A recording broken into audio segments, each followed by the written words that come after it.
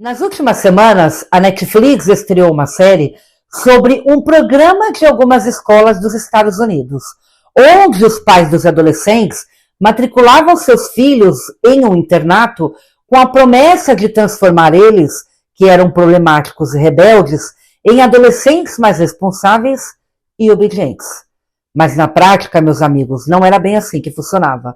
Quando os adolescentes chegavam nesses internatos, eles eram abusados de todos os tipos que você possa imaginar. E ainda eram proibidos de falarem sobre esses abusos para os seus pais. Então, depois de eu ter visto essa série, que me chocou muito de fato, eu me senti na obrigação de trazer essa história aqui no canal para vocês. Até como forma de alerta para vocês tomarem cuidado e procurarem buscar mais sobre o tipo de escola que vocês estão matriculando os seus filhos. Então fique comigo até o final desse vídeo, porque vai ser muito importante para você esse alerta. Se você gosta de adquirir informações e conhecimento e gosta de conteúdo estranho, bizarro e assustador, você está no lugar certo, eu te garanto. Então, não se esqueça de se inscrever no canal se você ainda não for. Ative o sininho de notificações e já vai deixando aquele likeão para apoiar o canal, beleza? Recados dados, sem mais delongas, e bora para nossa história de hoje.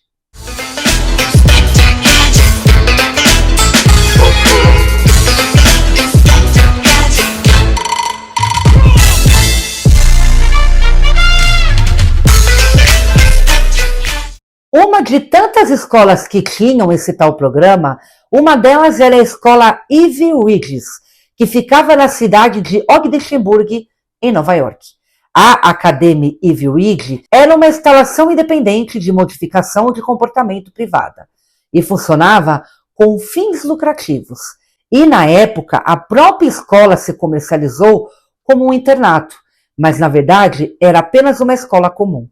A instituição era de propriedade da parceria comercial da Jason Finlayson Corporation e da Joseph and Allen Mitchell Corporation.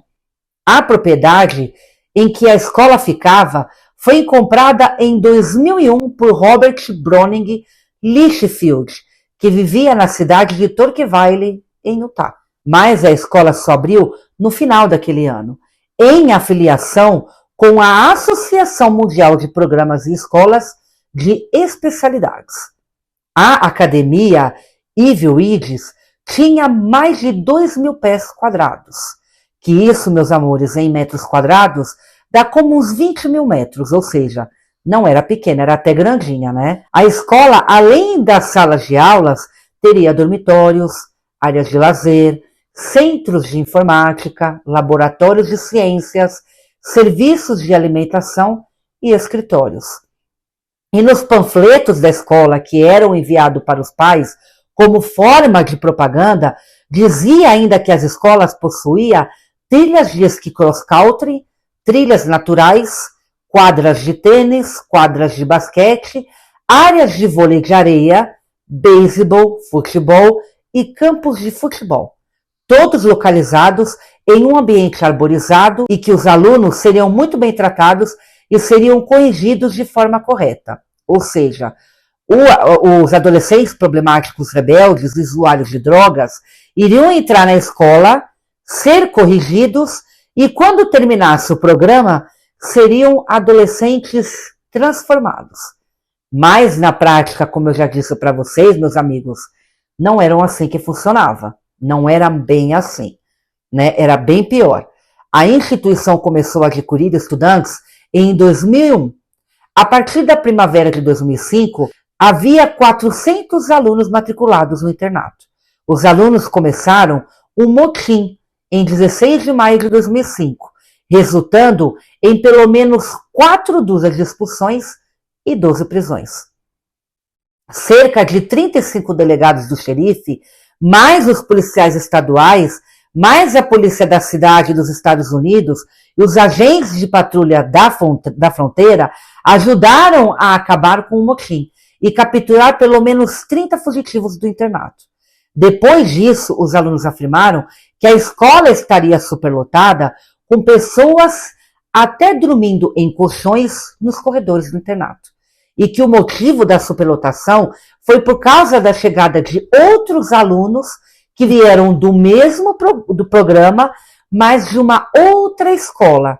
E essa escola chamava-se Casa Baidechea, que havia sido fechada na época pelo governo mexicano, com alegações de abuso, incluindo más condições de vida, procedimentos médicos não autorizados, tortura psicológica, abuso sexual e abuso físico. Imagens de vídeo da câmera de segurança obtidas da escola demonstram táticas de contenção violentas usadas contra os alunos na época. Mas você deve estar se perguntando exatamente agora, não é? Você deve estar se perguntando o seguinte: como que os benditos adolescentes iam parar nessas escolas bizarras? Eu vou estar respondendo isso aqui agora para vocês. Os pais, meus amigos, viam os panfletos de propaganda que estavam de uma forma linda e florida, né? Então aí eles ligavam para a escola dizendo que tinha um filho problemático em casa e que queria matricular seu filho lá. Então, para ser corrigido. Então a escola mandava algumas pessoas durante a madrugada para sequestrar os adolescentes em suas próprias casas enquanto dormiam. E isso com o consentimento dos pais. A escola alegava que isso era para evitar que eles se negassem a ir para a escola, que eles não quisessem ir, né? Então os adolescentes eram vendados e colocados forçados em um carro e levados para a escola. Só a forma de como eles eram levados já é muito estranha e suspeita, não é mesmo? E mesmo assim, os criadores desse programa conseguiam manipular os pais, dizendo para não se preocuparem, que esse era o sistema da escola, que eles sabiam o que estavam fazendo e que tudo ia ficar bem, e que eles iriam cuidar bem dos seus filhos e que os seus filhos seriam transformados. Os pais disseram ter feito isso por amor, porque queriam que os seus filhos se recuperassem dos problemas que eles estavam passando. Por isso mandavam raptá-los no meio da noite para que fossem ajudados. Isso na cabeça dos pais.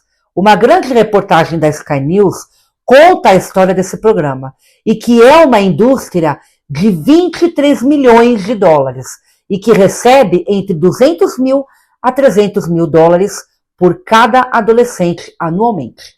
Em teoria, os pais dos adolescentes considerados problemáticos pagavam para que seus filhos passassem por uma terrível situação aflitiva para serem levados para um lugar, em teoria, onde podiam ter ajuda através de uma mistura de terapia e amor duro.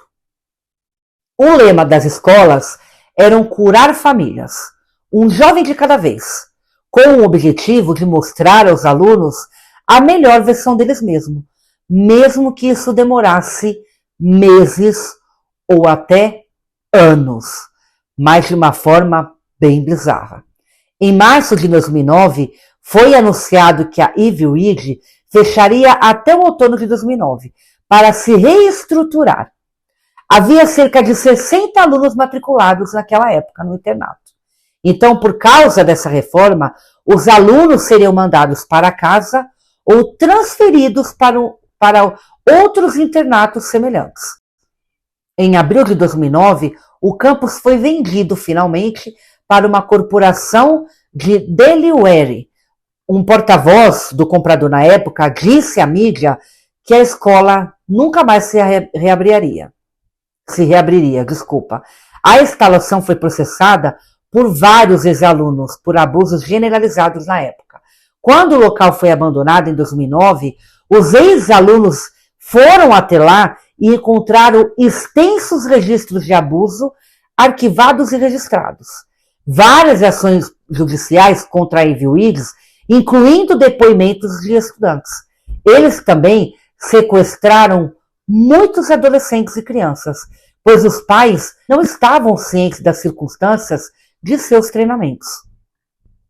Alunos e pais estavam amplamente inconscientes dos abusos e devido à censura das cartas, quando os alunos escreviam para os seus pais, então nenhuma comunicação significativa sobre isso pode ser transmitida entre aluno e pai e pais. E além de todos os abusos que os alunos sofriam nesses internatos, quando eles terminavam o programa, a escola dava um diploma para eles, para os alunos, né? Mas que mais tarde os alunos descobriram que esses diplomas eram falsos, meus amigos. Ou seja, os alunos passavam por todo esse sofrimento, por todo tipo de abuso, e em vão, né? Porque nem diplomados estavam.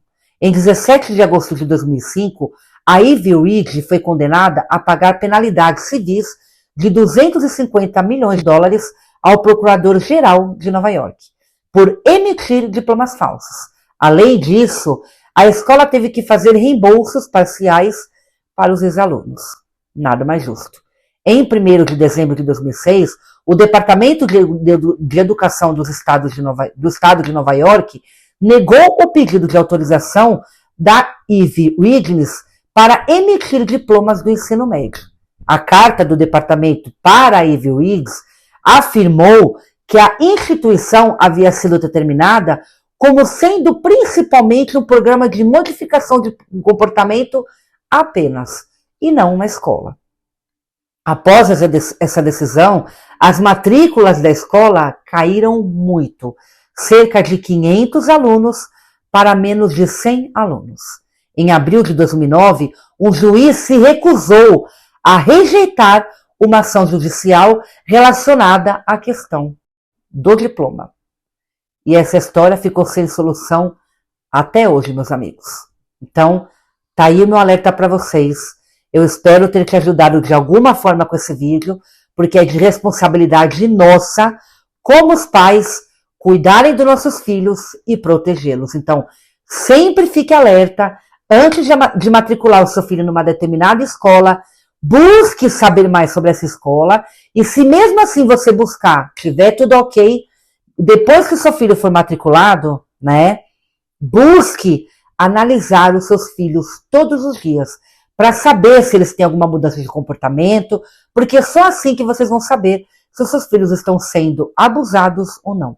Então, para evitar isso, estejam sempre em alertas, meus amigos, tá bom? Então, eu vou ficando por aqui. Um forte abraço a todos. Muito obrigado por todo o apoio e deixe nos comentários o que vocês acharam sobre a história. E até a próxima.